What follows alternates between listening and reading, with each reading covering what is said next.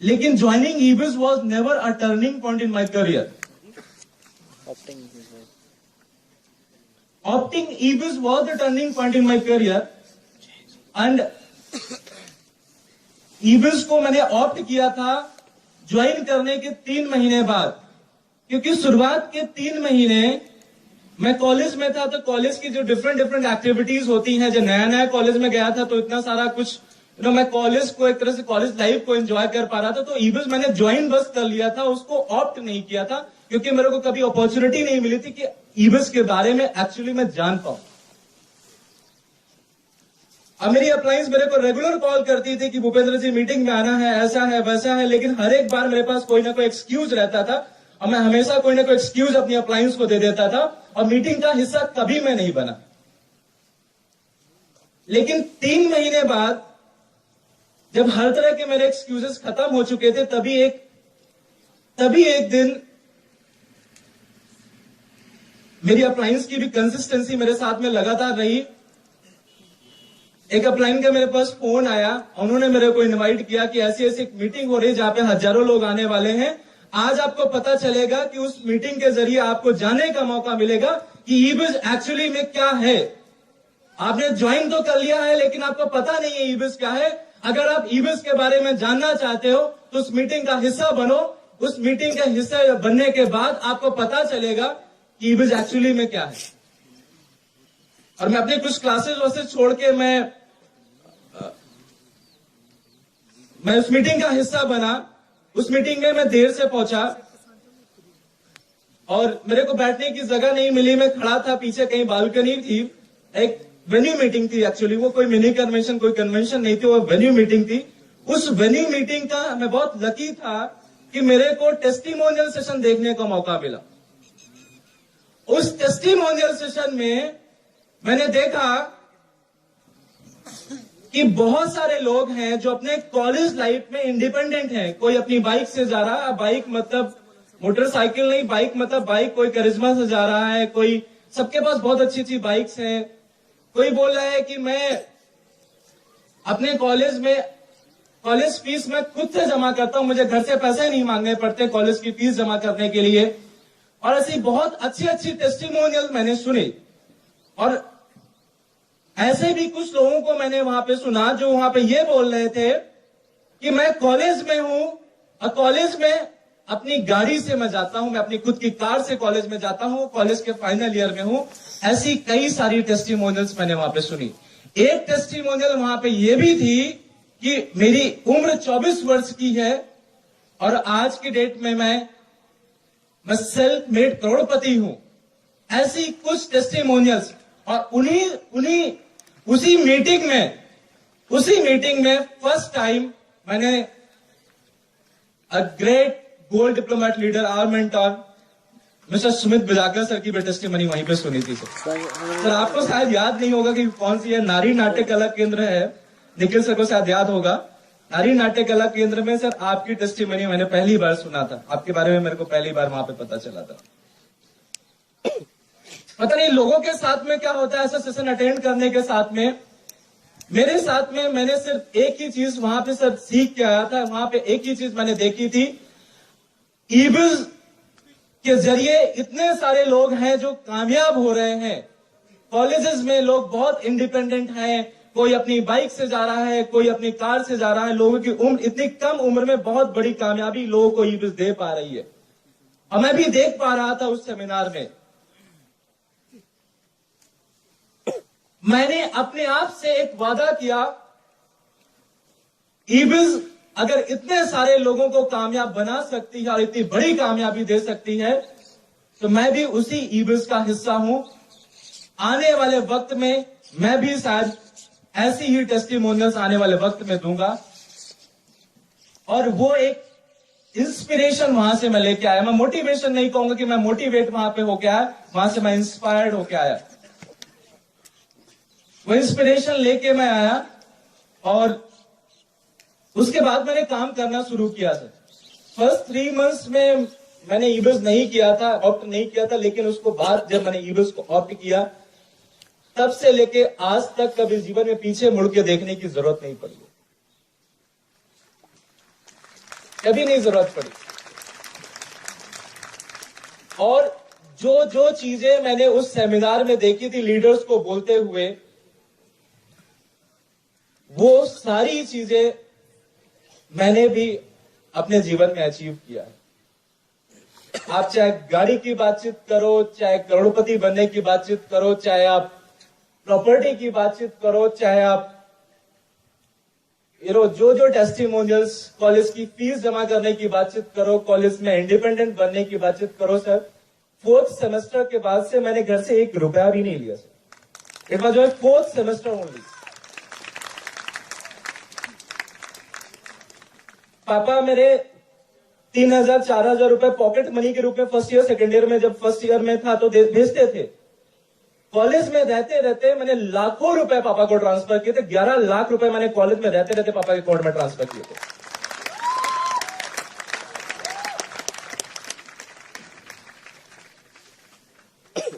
और एक simple middle class family में मैं जन्मा हूं, तो मेरे को पता है कि एक मिडिल क्लास फैमिली के ड्रीम एंड एम्बिशंस क्या होते हैं। उसके अकॉर्डिंग अगर मैं बातचीत करूं, एक सिंपल मिडिल क्लास फैमिली के जो ड्रीम्स एंड एम्बिशन होते हैं, वो सारी चीजें जब मैं कॉलेज में था उन्हीं तभी अचीव कर चुका था। घर गाड़ी जिसकी बातचीत करो, मेरे पास कॉलेज में सारा कुछ आ चुका था। कॉलेज के बाद की जो मेरी ईबीएस जर्नी है वो तो अलग ईबीएस जर्नी है। उसके बारे में मैं आज यहां पे डिस्कस नहीं करने वाला हूं, आगे मौका मिलेगा जब मैं वहां पे डिस्कस करूंगा।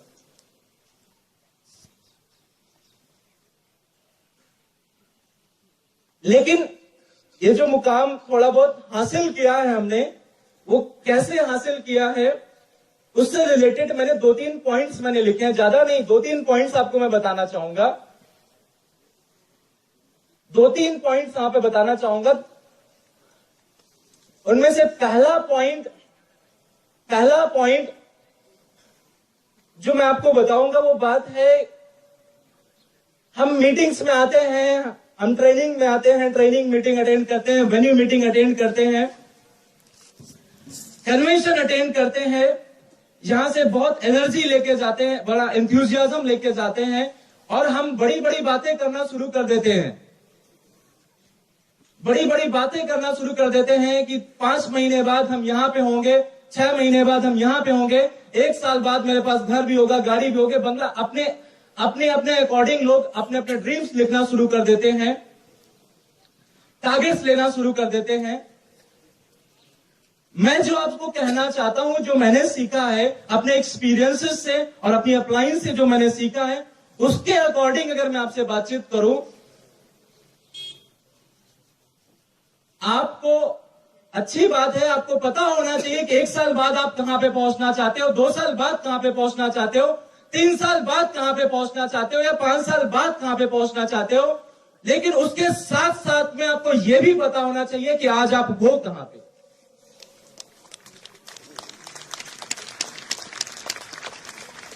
आज आप हो कहां पे यह भी पता होना चाहिए।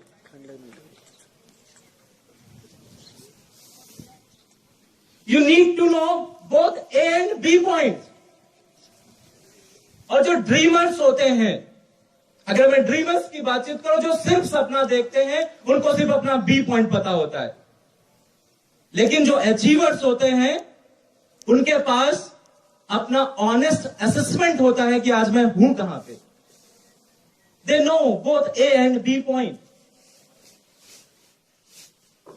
तो आपको भी अपना ऑनेस्ट असेसमेंट यहां पे करना है कि आज आप हो कहां पे, उसके अकॉर्डिंग एक प्लानिंग बनानी है, एक अपने लिए एक प्लान आउट तैयार करना है, कुछ स्ट्रेटजी प्लान करनी है। सिर्फ भागते रहने में, सिर्फ मोटिवेशन में घूमते रहने से काम नहीं बनने वाला है। और आपको यह भी पता होना चाहिए कि मुझे को क्या क्या स्किल्स एडॉप्ट करनी पड़ेंगी, क्या क्या चेंज मेरे को लाना पड़ेगा, क्या बदलाव मुझे अपने अंदर लाना पड़ेगा। वो बदलाव के बारे में भी आपको पता होना चाहिए। लोग बोलते हैं ईबीएस एक इंस्टीट्यूट है जहां पे कम से कम आपको 3 से 5 साल देना पड़ेगा अगर आप फाइनेंशियल फ्रीडम की इच्छा रखते हो। बोलते हैं लोग इस बात को कि 3 से 5 साल आप दोगे तब आपको पता चलेगा कि फाइनेंशियल फ्रीडम क्या, तभी आप वहां तक पहुंच पाते हैं। मैं आपको यह बताना चाहता हूं कि सिर्फ 3 से 5 साल देने से काम नहीं पड़ेगा।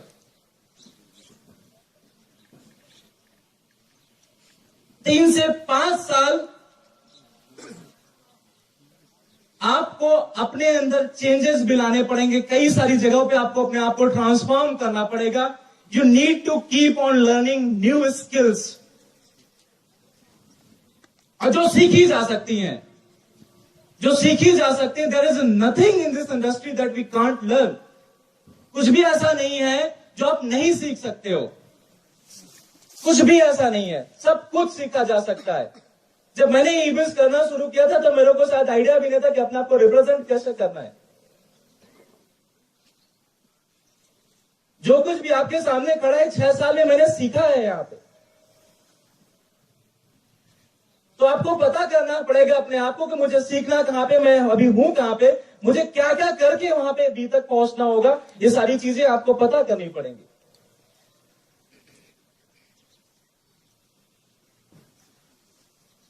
कई बार लोग कंप्लेन करते हैं, कई बार लोगों से बातचीत होती है कि सर, लोग कंपैरिजन करना शुरू कर देते हैं अपना, कि मेरे पास ये स्किल्स नहीं है, या मेरे पास ये पर्टिकुलर टैलेंट नहीं है, या मेरे पास ये चीज नहीं है, मैं कॉन्वेंट एजुकेटेड नहीं हूं, मैं मेरे को बेटर ब्रॉटअप नहीं मिला है, तो मैं वहां तक नहीं पहुंच सकता जहां पे आज अपने लीडर्स को लोग देखते हैं, जहां पे कन्वेंशन के माध्यम से लोग को देखते हैं।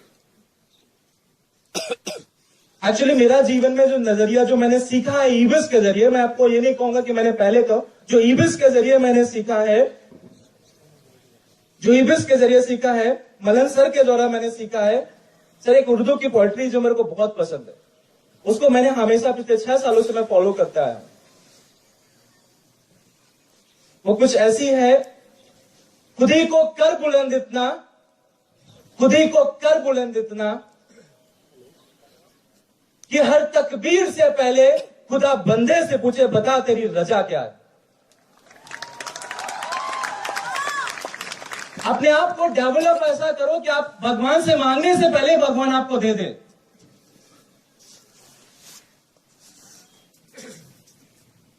These 2 lines I have been following for the last 6 years. उसको इस पर मैंने फॉलो किया है। सर, आपसे एक बार ऑफिस में मिला था, आपने एक छोटा सा सेंटेंस बोला था, वो सेंटेंस आपसे, सर आपसे मिलने का, इवन कन्वेंशन मैंने 1.5 साल बाद अटेंड किया था। मेरे को तब सर, जब मैंने 2008 में मैंने काम करना शुरू किया सर, 2008 में I was unfortunate sir. Unfortunate situation मेरे लिए थी कि उस समय नेशनल कन्वेंशन नहीं हो रही थी सर। तो मेरे को मौका मिला था 2009 में कन्वेंशन अटेंड करने का, 1.5 साल बाद मेरे को मौका मिला था। उसके भी पीछे एक बीच में स्टोरी है जो नेक्स्ट कभी मैं डिस्कस करूंगा सर। तो और इवन आपसे मिलने का मौका आज के डेट में सिल्वर गोल्ड को मौका मिल रहा है सर आपसे मिलने का।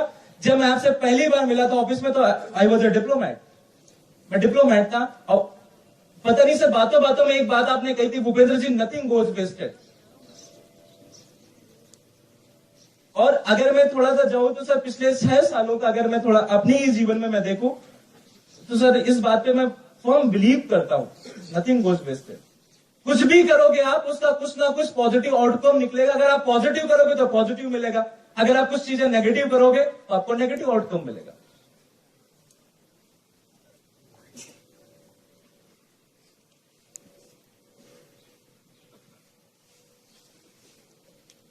तो ई-बिज के जरिए जो मैंने सीखा है, उस सीखने के अकॉर्डिंग अगर मैं आपसे बातचीत करूं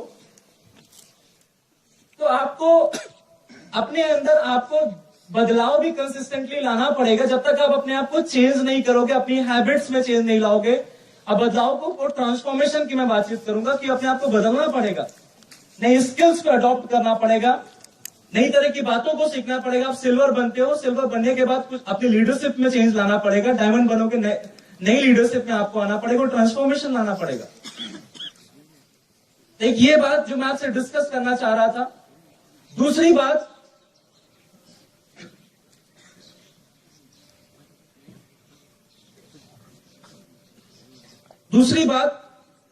मुझे ऐसा लगता है, जो एक्सपीरियंस के अकॉर्डिंग अगर मैं बातचीत करूं,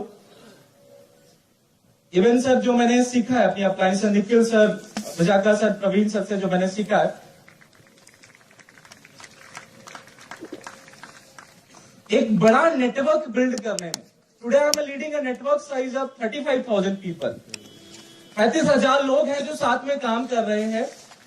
तो उस नेटवर्क को बिल्ड करने में हर जगह हम सीखते हैं, हर जगह हमें सीखने का मौका मिलता है कि रिलेशनशिप बिल्ड करना पड़ेगा। अगर आपको network marketing is like relationship marketing, अगर आपको बिजनेस बिल्ड करना तो रिलेशनशिप बनाने पड़ेंगे। अगर उस रिलेशनशिप की बातचीत करूं तो उस रिलेशनशिप का जो फाउंडेशन है वो ट्रस्ट से बिल्ड होता है।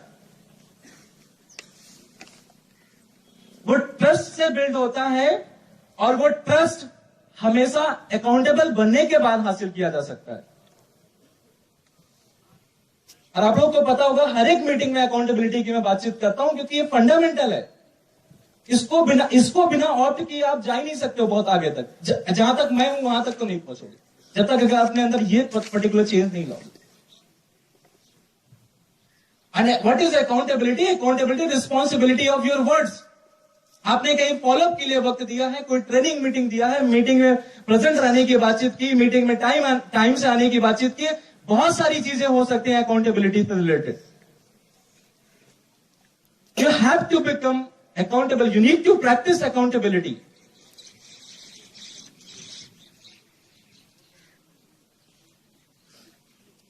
बिना अकाउंटेबल बने एक बहुत बड़ा नेटवर्क नहीं बिल्ड कर सकते, बहुत बड़ी टीम बिल्ड नहीं कर सकते हैं।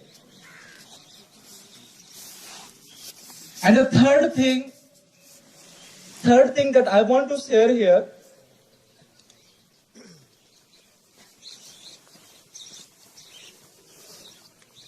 develop intrinsic values। और ईबिज में इंट्रिंसिक वैल्यूज की अगर मैं बातचीत करूं तो 5 प्रिंसिपल्स: सच्चाई, ईमानदारी, नेकदिली, प्यार और जुनून।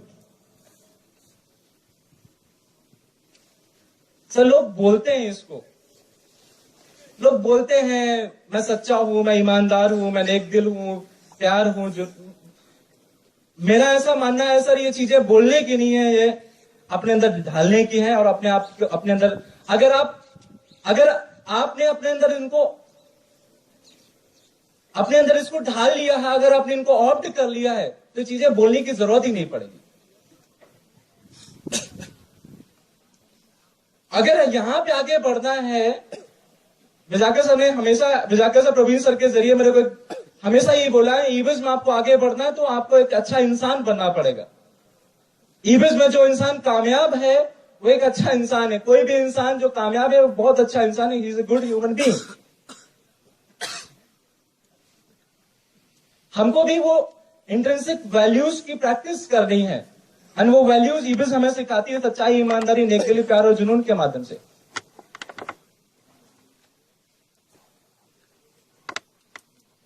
तो ये कुछ बातें थी जो मैं यहां पे आपको ब्रीफली डिस्कस करना चाहता था। ये 2-3 बातें जो मैंने फॉलो किया है वो मैं आपको बता रहा हूं। जो मैंने खुद प्रैक्टिस की है उन बातों को मैं यहां पे डिस्कस कर रहा हूं, यहां पे बता रहा हूं।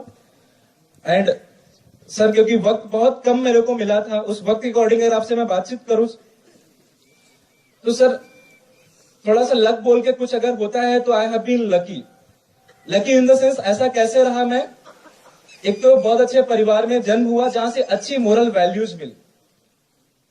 मैं नहीं बोलूंगा कि बहुत अच्छी सुख सुविधाएं मिली, लेकिन अच्छे नैतिक मूल्य मेरे को मिले, उसके लिए बहुत थैंकफुल हूं भगवान का।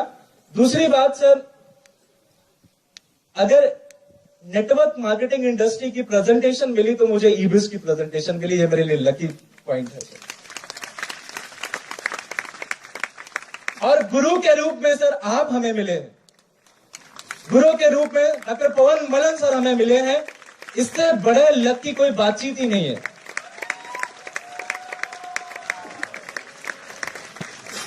और अच्छी बात क्या है sir, in this business we can choose our organisation. हम उन लोगों को चूज कर सकते हैं किनको प्रेजेंटेशन दिखानी है, किसको नहीं दिखानी। हम अपने ऑर्गेनाइजेशन पर डाउनलाइंस के बारे में तो चॉइसेस रख सकते हैं, लेकिन अपनी अपलाइंस के बारे में शायद चॉइसेस नहीं रख सकते हैं। ये डिसाइडेड नहीं था कि मेरी अपलाइन जिनोलॉजी में कौन लोग आएंगे। ये डिसाइडेड नहीं था कि मेरी अपलाइन जिम्नोलॉजी में कौन लोग आएंगे, लेकिन यहां पे भी अपने आप को मैं लकी पाता हूं कि मेरी अपलाइन जिम्नोलॉजी में मिस्टर निखिल प्रताप सिंह जी आते हैं, मिस्टर सुमित बिजाकर जी आते हैं, मिस्टर प्रवीण राज पुरोहित जी आते हैं।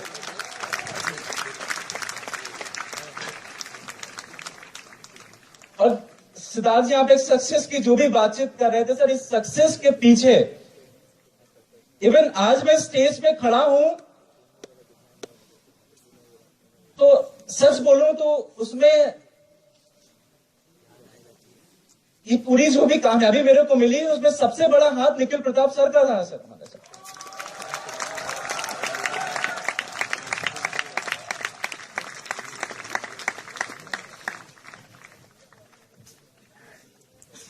जब मैं फर्स्ट ईयर में ईबिज मैंने ऑप्ट किया था तो उस समय ज्वाइन तो ठीक है कई लोगों ने करवाते थे, लेकिन ऑप्ट किया था तो वो ऑप्ट करने के बाद में जो मेरे को मेंटोर के रूप में मिले थे निखिल प्रताप सर मिले थे। उन्होंने मेरे को गाइड किया था कि कैसे कैसे चलना है यहाँ पे और अपने अंदर क्या चेंजेस आपको लाने पड़ेंगे। अपने पापा से ज्यादा मैं निखिल सर से डरता हूं सर, और शायद हमारी टीम भी डरती है, शायद यही सिचुएशन है। और मेरा ऐसा मानना है कि वो डर हमेशा जिंदा रहना चाहिए। और आप बहुत खुश नसीब होते हो कि कोई इंसान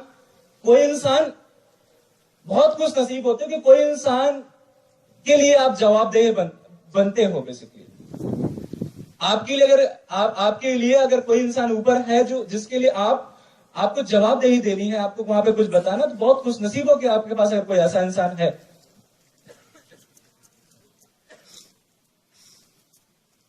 Sumit Bijakar sir I was a silver only. अब पता नहीं उनको क्या दिखा मेरे अंदर sir. I was silver only. Sumit Bidakar sir was telling me, Bhupendra ji, you can hit highest runners. Silver में बोल रहे थे भूपेंद्र जी आप हाईएस्ट रनर्स में आ सकते हो, काम करो, हो सकता है ऐसा। और सिल्वर बनना, जब मैं सिल्वर था तब फर्स्ट टाइम हाईएस्ट रनर्स में आया था। जब मैं सिर्फ सिल्वर था तब मैं फर्स्ट टाइम हाईएस्ट रनर्स में आया था। लेकिन अगर मैं यहाँ पे बोल रहा हूँ हाईएस्ट रनर्स में आया था तो सर मेरे को 102 डिग्री बुखार था, 22 फॉलोअर्स मैंने लिए थे उस दिन, सिंगल डे।